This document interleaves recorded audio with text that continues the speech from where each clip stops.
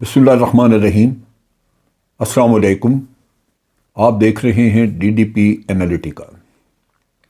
ایک وقت تھا کہ اسلامی دنیا متحد تھی اور او آئی سی بڑی متحرک تھی، اور خیال یہ تھا کہ وقت کے ساتھ ساتھ او آئی سی ایک بہت مضبوط ادارہ بن جائے گا جو کہ دنیا میں اپنی حیثیت منوا سکے گا، مسلمان ممالک کی نمائندگی کر سکے گا، اور مسلمان ممالک کے اپنے جو مسائل ہیں دوسرے کے اندر وہ آپس میں مل کے او آئی سی کے بینر تلے وہ حل کر لیے جائیں گے۔ لیکن یہ سارا کچھ بکھر گیا، اور یہ بھی کچھ پتہ نہیں چلا کہ کیوں بکھرا۔ جو چیز ظاہر نظر آتی ہے وہ تو یہی ہے کہ ہمارے مسلمان بھائی، تمام مسلمان ممالک یہ آپس میں اتحاد برقرار نہیں رکھ سکے، اور اپنے مفادات کی دوڑ میں یہ امریکہ اور مغربی دنیا کے پیچھے پھر پھر کے انہوں نے اپنی دولت بھی ضائع کی اور اپنے آپ کو تباہ و برباد بھی کیا۔ اتنا پیسہ، اتنی دولت ہو اور پھر بھی آپ صاحب حیثیت نہ ہو دنیا میں۔ سعودی عرب دنیا کا غالباً سب سے زیادہ تیل برآمد کرنے والا ملک ہے، بے پناہ دولت ہے۔ ایک زمانہ تھا، شاہ فیصل کا وقت تھا کہ وہ مختلف ممالک میں مساجد بنوایا کرتے تھے مسلمانوں کے لیے، جہاں غالباً آپ یہ ہم کہہ لیجئے کہ غیر اسلامی ممالک میں بھی جہاں کے مسلمانوں کی کچھ پاپولیشن موجود تھی وہ مساجد وغیرہ بناتے تھے، اسکالرشپ دیتے تھے تاکہ مسلمان ملک آ کے سعودی عرب کی یونیورسٹیز میں پڑھ سکیں، دین کا علم حاصل کر سکیں۔ لیکن آج تو صورتحال بالکل بدل چکی ہے۔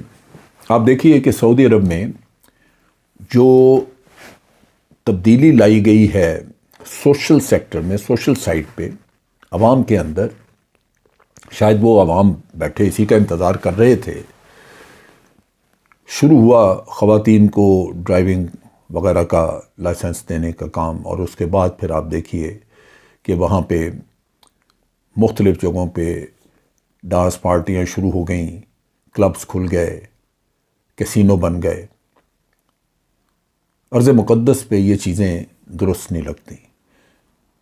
یہ تو ہمیں پتہ تھا کہ عرب جو ہے وہ جا کے مغربی دنیا میں جا کے عیاشی کرتے ہیں، پیسہ بہت ہے، چلے جاتے ہیں وہاں پہ اور جا کے عیاشی کرتے ہیں۔ یہاں یہ اپنا عربی لباس پہنتے ہیں، لیکن باہر جا کے تو وہ بالکل ماڈرن لوگ ہوتے تھے۔ لیکن اب تو عرض مقدس پہ سب کچھ ہو گیا۔ یہ تمہید میں نے اس لیے باندھی کہ ابھی شہزادہ محمد بن سلمان نے ایک انٹرویو دیا۔ اس انٹرویو میں ایک تو بات اچھی انہوں نے کی کہ ہم ایران کے ساتھ مذاکرات کر رہے ہیں اور چاہتے ہیں کہ ایران کے ساتھ کوئی ڈیل ہو جائے۔ میں سمجھتا ہوں کہ اگر یہ ایران کے ساتھ ان کا معاہدہ ہو جائے اور امن کا معاہدہ ہو جائے تو وہ بڑا اچھا ہو، اسلامی دنیا کے لیے بڑا اچھا ہو، کیونکہ یہ تو فساد تو انہی چیزوں کی وجہ سے مچا ہوا ہے۔ اور محمد بن سلمان جو آج ایران کے ساتھ مل کے بات چیت کر کے اور کوئی معاہدہ کرنے کو تیار ہوئے ہیں، اس کی بنیادی وجہ بھی یہ ہے کہ انہوں نے یمن میں جو جنگ لڑی اس کا انہوں نے انجام بھی دیکھ لیا اور محسوس بھی کر لیا کہ یہ جنگ جو ہے یہ بے سود تھی، اور کسی کے مفاد میں نہیں تھا کہ اس جنگ کے اندر گھسا جائے۔ آج ہوا یہ ہے کہ اس جنگ کی وجہ سے امریکہ ان کا مائی باپ بن کے کہ ہم آپ کو تحفظ دینے کے لیے آ گئے ہیں، خدا جانے وہ میزائل جو گرے وہ امریکہ نے گرائے ہوں اور ہوتھیوں کے نام پہ لگا دیے ہوں، لیکن وہ ان کو تحفظ دینے کے چکر میں یو اے میں بھی لا کے انہوں نے اپنے ایئر فورس اور انٹیلیجنس بٹھا دی ہے، اور ادھر بھی سعودی عرب میں تو پہلے موجود ہے۔ خرچہ یہ دیں گے فوج، اور وہ یہاں پہ انٹیلیجنس اور آرمی یا ایئر فورس جو ہے وہ مغربی دنیا کی ہوگی، خرچہ یہ ملک اٹھائیں گے اس کا۔ بدقسمتی کہ پیسہ ادھر ضائع ہو رہا ہے۔ لیکن اس کے علاوہ باقی تمام جو اشارے، انڈیکیٹرز ہیں وہ اچھے نہیں ہیں۔ اسلامی ممالک کے مفادات کو اگنور کرتے ہوئے ان کو ایک طرف رکھ کے ان کی طرف توجہ نہیں، سعودی عرب ان ممالک کے جو برادر اسلامی ملک ہیں ان کے مفادات کو بالکل اگنور کر کے اور اپنے مفادات کے لیے اپنے آپ کو جوڑ رہے ہیں وہ غیر اسلامی ممالک سے۔ ان ملکوں سے ان کو شاید مالی مفاد مل جائے، دنیاوی فائدہ کچھ ہو جائے، لیکن شیرازہ بکھر جائے گا اسلامی دنیا کا۔ اس انٹرویو میں جو دوسری بات انہوں نے کی ایران کے ساتھ تعلقات کے علاوہ، انہوں نے کہا کہ میں اسرائیل کو اپنا بنیادی طور پہ ایک اتحادی سمجھتا ہوں، میں دیکھتا ہوں کہ وہ اتحادی ہے۔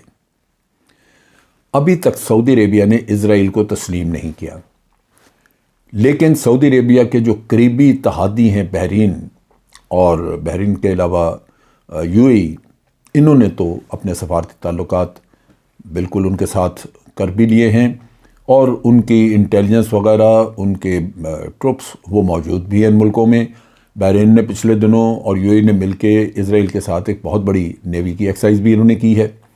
سو وہ تعلقات جو ہیں اس نوعیت کے ہیں کہ یہاں پہ بہت سارے اسلامی ملک اس کو تسلیم نہیں کر رہے، لیکن ہمارے اپنے بیک یارڈ میں اسرائیل کو تسلیم کر کے تو یہ ملک بیٹھے ہیں۔ اب میں حیران یہ ہوتا ہوں کہ اسرائیل یعنی یہودی جو جس دن سے اسلام آیا دنیا میں، اس دن سے یہودی دشمنی پہ اترے ہوئے ہیں۔ ہمارے خلفائے راشدین کے خلاف ان کی سازشیں، ان کو قتل کروانا، اور پھر یہودی تھے جنہوں نے یہ نبی اکرم صلی اللہ علیہ وسلم کا جسد خاکی وہاں سے چرانے کی کوشش کی نور الدین زنگی کے زمانے میں۔ جب ہمیں پتہ ہو کہ یہ خیر خواہی ان سے نہیں ہمیں مل سکتی، توقع رکھنی نہیں چاہیے، تو پھر آپ کیوں ان میں گھستے ہیں؟ یہ وہ مصیبت ہے، یہ وہ مشکل ہے جو کہ میں سمجھتا ہوں کہ اس اسلامی دنیا کے مفاد میں نہیں کہ آپ اسرائیل کے ساتھ ایسے تعلقات بنائیں کہ وہ آپ کو آپ کے اتحادی نظر آئیں یا آپ اتحادی کہیں، وہ آپ کے اتحادی ہو نہیں سکتے۔ اگر ہم نے اسلامی تاریخ سے کچھ نہیں سیکھا، اگر ہم نے اپنے قرآن کریم میں رب العالمین کی بتائی ہوئی ان رب العالمین کا ایک بڑا واضح پیغام کہ یہودی کبھی آپ کا دوست نہیں ہو سکتا، ہم اس کو بھی ٹھکرا کے اور ایک طرف رکھ کے تو ہم یہ خود اپنے طور پہ تصور کرنے نعوذ باللہ کہ ہم زیادہ عقل مند ہیں یا ہماری سوچ زیادہ بہتر ہے جو ہمارے قرآن کریم میں تعلیمات ہے اس سے، نعوذ باللہ، یہ وہ چیز ہے جو کہ تکلیف دہ ہے۔ اور میں پریشان اسی چیز سے ہوتا ہوں کہ یہودی وہاں جا کے بھی سازشیں کریں گے اور ان عربوں کو کوئی ہوش نہیں آئے گی، ان کو پتہ نہیں چلے گا، ان کو بیوقوف بنا کے تو وہاں پہ وہ اسلامی شعار جتنے بھی ہمارے مقدس مقامات ہیں ان کے لیے کوئی پرابلم نہ بنا دیں، ان کے لیے کوئی مسائل نہ کھڑے کر دیں۔ دوسرے ملکوں کے مسلمان جاتے ہوئے بھی وہاں پہ غیر محفوظ ہوں گے۔